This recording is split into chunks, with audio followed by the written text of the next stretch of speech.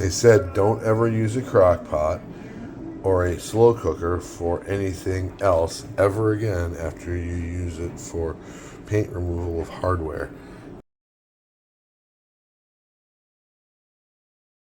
All right, well, welcome back. So I've been on a hunt for a used crock pot, went to thrift stores, and I'm like, $10 for a used crock pot? All right, maybe. So then I looked online on the marketplace, $20, $25. I don't need anything plated in gold or anything. I just needed a simple crock pot. Not something I'm ever going to put food in. So then I found one brand new for $20 on clearance. So I bought that so that I could cook.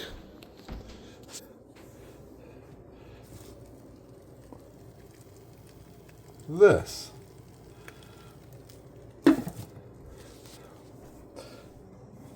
That's what it looks like. That's the next pieces to go in. I read a tip online that said hot water, baking soda, and Dawn dish soap, and let it cook on low for 10 hours, and the paint will come off in strips. So I guess fingers crossed that it actually works. All right, we'll see. 10 hours later, all the paint peeled right off both sides. Now we just got to get all the oxidation off of the brass. Next set is already in cooking.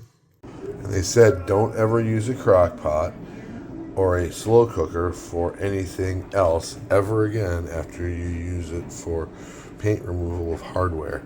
This was what the inside looked like. This is after I took the liner out. So yeah, gross. No thanks. But on the other end, you can see hinges made of copper. These are all off of doors. Old iron hinges with scroll work on them. Plates for doors. That's to hold the transom. Still have to do the doorknobs. That's coming. So that's what's going on now.